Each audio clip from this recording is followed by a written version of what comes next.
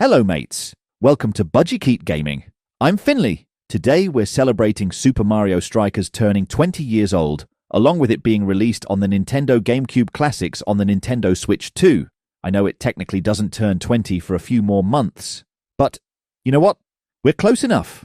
So let's see how it holds up 20 years later.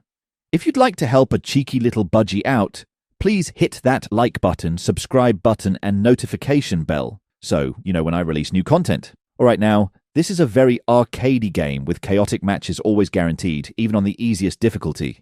Now, don't expect this to be a game where you can jump straight into a match like I did. That was a huge mistake on my part. You have the option of jumping right in if you wish, but you really should do the Strikers 101.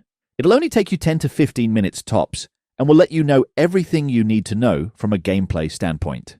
This area will teach you things that aren't obvious to the player when playing the game, so be sure to do it. The game comes with 3 stadiums unlocked from the beginning, and you can unlock more by completing cup battles.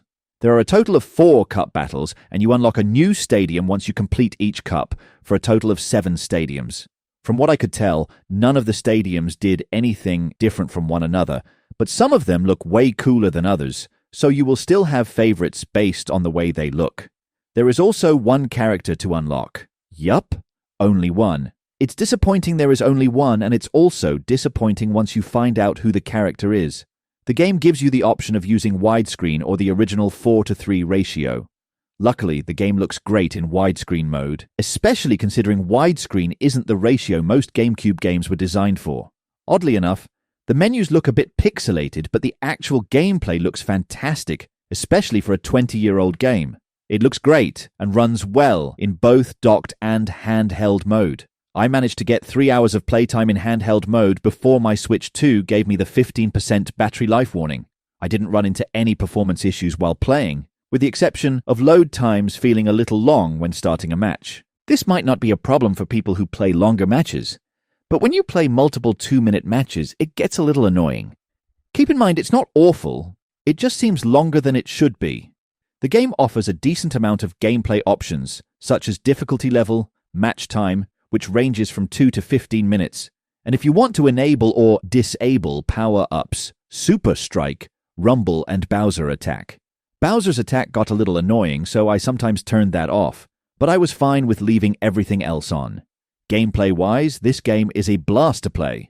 Using items on the opposing team to clear the way, tackling whoever had the ball, and nailing them into the electric fence are a major part of the gameplay, and luckily, they're all a blast. You'll probably notice from my footage that I really enjoyed tackling and nailing them against the electric fence. Tackling characters such as Donkey Kong while playing as Toad was some of the best laugh-out-loud moments I had in gaming in a while.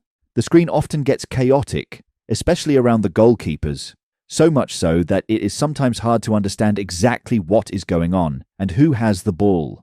There were multiple times where there was so much chaos around the goal that I didn't realize I was the one with the ball, yet somehow managed to score because of all the chaos.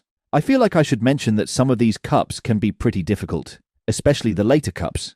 Each cup has its own number of rounds, and you get 3 points for each round you win, and 1 point if you manage to enter sudden death, which is when both teams are tied when the timer runs out. The way the cups are set up and how the AI favors certain CPU opponents to win almost every round. You basically have to win every single round in the first 2 cups if you want to advance to the next cup. And by AI favoring certain CPU characters, I mean that a particular character will win every single one of their CPU versus CPU matches, forcing you into a position of winning every round to proceed, or restarting the cup because you lost a single round. I played each of these cups multiple times, and only once did I win the entire cup, even though I lost a round.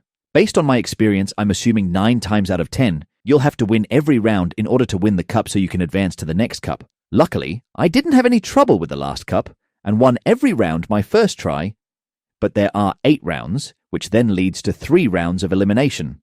I'm assuming if you lose any of the elimination rounds, you'll have to start over, which would be insanely annoying after completing 8 regular rounds.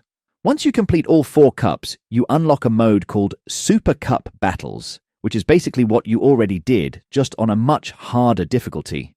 I didn't find this enjoyable at all, but I'm sure hardcore fans will enjoy it. At one point, I played this game for nearly 5 hours straight so I could get this review out quicker, but I highly recommend not doing that. When playing the game for so long, it really brings your attention to the cheapness and inconsistencies from the AI. You'll start to notice your character missing shots they should have easily made. You'll notice that your teammates make some really stupid decisions, such as running away from the goal area even though the ball is near the goal. And you will most likely notice when you switch characters while playing defense, it doesn't always switch to the most logical character, which would be the character nearest the ball. At times, it's almost like the ball is a South Pole magnet while the goalie's gloves are a North Pole magnet. Multiple times I had a shot lined up when I was on the higher portion of the screen and the goalkeeper was in the lower portion of the screen, yet my character kicked the ball straight to the goalie, even though my character was closer to the wide open portion of the goal. I mostly played short 2 to 5 minute matches, so it wasn't awful. But I think this would become frustrating if you play 15-minute rounds on a regular basis.